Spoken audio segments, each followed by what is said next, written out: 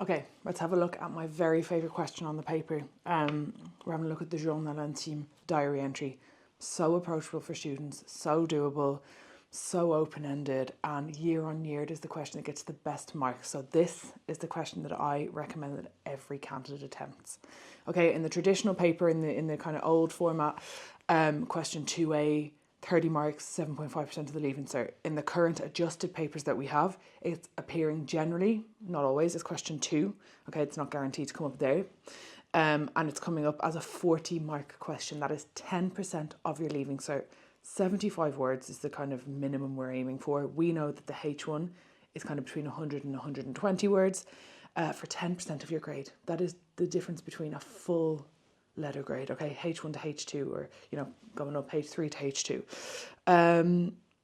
Oftentimes it's linked with the themes within the oral, relationships with people, going to school, going to college, your daily life, at the weekend, having a fight with someone, seeing someone that you admire, talking about people that you kind of look up to. Really, really kind of very doable topics that you can link to many, many things. And I have said it before and I will always say it, linking to another topic, that's where you find your H1. So if we look at our structure here, I would say stick to kind of 5 main things. First of all, your day, your time. Okay, samedi, 20h. The reason we do it is just to kind of show off even a little bit, just right at the beginning. Yeah, listen, I know the format of how we write the time. I know it's 20h. And it's just really, really small things to kind of get the examiner in the mindset of this is something that is well put together. Charge journal. Okay, in the marking scheme, which we'll look at in a minute, we're looking at that it's fulfilling its communicative intent. This is a diary entry. It makes sense that I'd start it with Dear Diary. In some books I've read, you might see, oh, well, you can give your diary a name if you want. I wouldn't. And the reason I wouldn't is because there's another question on the paper where you have to write to a person. And I would hate for the examiner to think that you thought that this was a letter question. Okay, and you say, Cher Marc, Cher Adrienne. And then they go, well, you wrote to a person, so I think you thought this was a letter. We don't want to lose any marks there. Okay, we're going to go in with an introduction. Every space to a new number that you see here should be its own paragraph. Why? Because the easier it is for the examiner to read, when I'm correcting state exams, if I'm met with a wall of text, I go, oh, this is going to be so painful to correct. Usually it's not. Usually it's fine. But it's even just the mental load of looking at that huge wall of text. You break it into 3 small paragraphs like we have here. The examiner is going to go, amazing. This is 2 or 3 sentences grouped together. I just go tick, tick, tick, or, underline, circle, because when we mark in the Leaving Cert, we don't put an X beside anything. We would maybe circle a small mistake. But it's so easy for me as an examiner to go in, see the paragraphs and go, class, that's easy to correct. So you're going to have quelle journée, quelle whatever journée, okay? Reason we're doing that is because it sets the tone. Is it a good day you've had? Is it a bad day? Straight away, I can see that you've understood the question. You've related to the topic within the question. You're going to say something like, je viens de. Okay, the question says, oftentimes, not always, but vous venez de, you have just. Okay, by adapting the question to something that you are then going to kind of manipulate for the grammar of you having done it, you're showing me as an examiner that 1, you can manipulate grammar, and 2, you can use another tense. Je viens de, c'est le passé récent. And then an expression from your notes. It obviously has to be relevant. Remember, our 2 key things are relevancy and accuracy. But throwing in a little expression just kind of boosts that language, just makes it seem a bit impressive right from the very beginning. Then we come to the body of the diary entry. I don't really want to see more than 3 main points. The reason for that is it's not a 5 or 6 page essay. Okay, we're not looking, it's not history, it's not English you're doing. It's not even one of your Irish essays, which are about 600 words or something crazy like that. We have to write about 100 words here. Okay, so if you go beyond 3 main points, it's going to start being long. Again, as an examiner, when I open a paper and see a question that spans 2 pages, I'm going, why did you do that? There was absolutely no need. Okay, so no less than 2 either, because we still want to be able to work through the question. Okay, so one of these points should be dramatic, by which I mean it doesn't have to be this crazy story, but there should be kind of dramatic language as well, or using another expression from your notes. Okay, we're going to finish it off then. New paragraph. Bon, alors, ça y est. Right, well that's it. Il faut que j'aille. It's necessary that I go pour que je puisse, I don't know, faire mes achats, that I can go shopping, whatever. Je te tiendrai au courant, I'll keep you up to date. You know, literally means I'm going to keep you running up with me. That's fine. We just need to think about that. We know how to put our question together. We need to decipher our prompt. Okay, so once we're sure how to structure our answer, we decide whether it's a positive or a negative experience, what kind of expressions we're going to use, what kind of language we're going to use. Could be something amazing has happened. Maybe it's that something a bit less amazing has happened. So we're going to look at those kind of questions. And it's also important for us to kind of look at the tense that we're going to use. So here for you, and we might have a quick look at one together. This question, and it says here, sorry, some will say things like après être rentré à la maison, and that does trick students, okay? And it's right here at the end. So where we see this, qu'est-ce que vous notez à ce sujet dans votre journal intime? What are you going to write about basically in your diary entry? Sometimes they will add a bit more detail. So check there before you even attempt to put pen to paper, because you don't want to be the student who missed out on sometimes up to 50% of their communication marks, which when we look at it at kind of grand scale is 25% of the entire grade for this question, because you didn't really answer the question, okay? So votre cousin ou cousine va venir habiter chez vous parce qu'il ou elle va faire des études dans votre ville. Vos parents vous ont demandé de partager votre chambre avec lui ou avec elle. So your cousin is going to, okay, or is coming to live. Okay, that's our future simple. I'm identifying my tense because that means this is something that is going to happen. So for my present tense, I can react with my emotions now. So what's happened already is my parents have told me, I'm reacting, this is what's going to happen. Okay, I know my past, present, future. They're going to come and live in my house because they're going to, future, study in my town. Your parents have asked you to share your bedroom with him or with her. And like that is so amazing as a prompt. There's nothing in that question, and you can now turn it into whatever you want. Okay, we could say something like, you know, an expression, if we're talking about positive or negative experience, could be amazing. Okay, there's better vocab sometimes in a negative experience. We could say c'est la, that's a C apostrophe, apologies. Get it looking right. C'est la fin des haricots. It's the end of the world. Like it's the, you know, that's enough. Okay, straw that broke the camel's back, all that kind of thing. C'est la fin des haricots. Des haricots, excusez-moi. You know, this kind of expression, and we can kind of bring that down. You know, if we're looking at c'est la guerre entre nous, and again, like I said, this is all very much from our oral. C'est la guerre entre nous. It's war between us. There's war between us.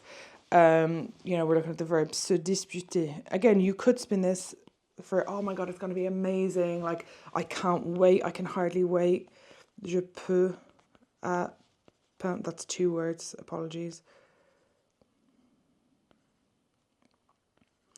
À peine y croire. Okay, quelle chance. What luck, I can hardly believe it. And then you could kind of talk about being like, oh, my cousin's like my best friend. It's going to be the best ever. But, you know, you can talk about, like, in the oral you talk about, or in my notes anyway, I know I have a section on, do I share a bedroom? You know, do I have my own bedroom? Am I lucky enough to have my own bedroom? Would I like to? You just take that vocab, drop it in here, and kind of spruce it up a little bit. That is it. So there are loads there for you to look at, okay? And then we come to the marking scheme. Go through those yourself, because obviously we will look at sample answers, but it's an exercise for you to start kind of getting the creative juices flowing with that. When we're looking at the marking scheme, okay, it is marked the same as every written question from question 2, diary entry, to question 6, which is generally an opinion piece, okay? Or from 2A to 4B in the old papers, non-adjusted. The only difference between the adjusted and the non-adjusted is that you actually answer one less written question, which is why the marks are worth more. And you can see here we have communication and we have language. Okay, and communication we can see is out of 20 we're looking at question 2, and out of 20, so 50% of your mark goes for communication, which I kind of say is your relevancy. Is my answer relevant to the question? If it's not, you're not going to get marks. Okay, and then we have language, which is I kind of say your accuracy. Is the French I'm using accurate? If it's not, you're not going to get marks, or you're going to struggle to pick up as many marks. That's the thing with French, actually, there is no negative marking per se. I'm not going to go and go, oh, there's a mistake, -1. Oh, there's another one, -1. What's really nice is anything you do right, you are being rewarded for, and that's super. So obviously we're going to aim for the top box. Obviously we're trying to push up as high as we can. Stimulus material well exploited. I take this question as a diving board and I use it to jump and explore. Okay, that's what they mean by that. High level of textual coherence. Think of it as an entire text. We want it to be coherent. That means to be understandable, to make sense, from the top to the bottom. If you get lost in the middle and you're kind of going, oh, I don't really know what I'm talking about, restart that paragraph or restart that question. Okay, you're better off losing a bit of time at the end and having to rush than have a question that you know is wishy-washy in the middle and you leave there, because that as an examiner, when I'm correcting state exams and I see a bit of wishy-washy and I know that that's just irrelevant, something that's been thrown onto the page, I can do nothing about it. And I know what the examiner was thinking, the candidate, and I know what the candidate was doing as they wrote that answer, but there is nothing I can do because all I can work on is what I have in front of me. Okay, clarity and argumentation. This does, I suppose, it does make sense here in that you want to kind of have the same idea at the beginning as you do at the bottom, more so for opinion pieces, maybe I would say. Communicative intention fulfilled. This is a diary entry. Can I tell it's a diary entry? Okay, like that, you might get a narration, a story. If you answer that as a diary entry, there's no communicative intention there because you didn't answer it in the right format. Have I used the format I need to? Little or no irrelevant material. What I'm going to do here is I'm going to put these square brackets around this bit. Little or no irrelevant material. And I'm going to put a line through it. And what I did there is exactly what I do in the exams as a state examiner when I am correcting. Okay, slightly different now because we do it online, but that is what happens with what you write. If it's not relevant to the question, that's how it's treated. And then few mistakes in register. And register is the appropriateness of the language that you use. Okay, and I'll always use this bit. And if you've ever been to any of my classes or seen anything I do before, you'll know it. But you don't walk into your boyfriend or girlfriend or, your new partner's house and meet their parents for the first time, or meet, the people that they're living with for the first time and go, what are you looking at? Sure you don't. You walk in, you go, thank you so much for having me. It is, and I am a vegetarian, but I'll eat the chicken. It looks like you've worked really hard on it. You're going to be your most polite, most appropriate self. And that's what we're talking about with register. So in a diary entry, you're kind of basically chatting to yourself. So it's going to be a bit casual, a bit, oh, no way, like I can't believe it, this is crazy. It's not going to be, in my opinion, in my esteemed opinion, I would consider, which we kind of reserved more for the opinion piece. Super. Okay, so that's for the relevancy. Within relevancy, that's what they're looking at. And with that marking scheme, remember, you're looking to tick as many of the criteria as possible. That will bring us to, for example, the 13 to 20 mark bracket. And then depending on how well you've done within that, you'll have between 13 and 20 marks. To get 20, the text does need to be almost perfect. Okay, especially for language. You will be looking at almost perfect text. So let's look at language. Idiomatic French. I'm using expressions. That's why we have that in our structure. Okay, I want the examiner, as they read your answer, using the structure I've given you, to be able to literally mentally tick off the marking scheme. Rich vocabulary.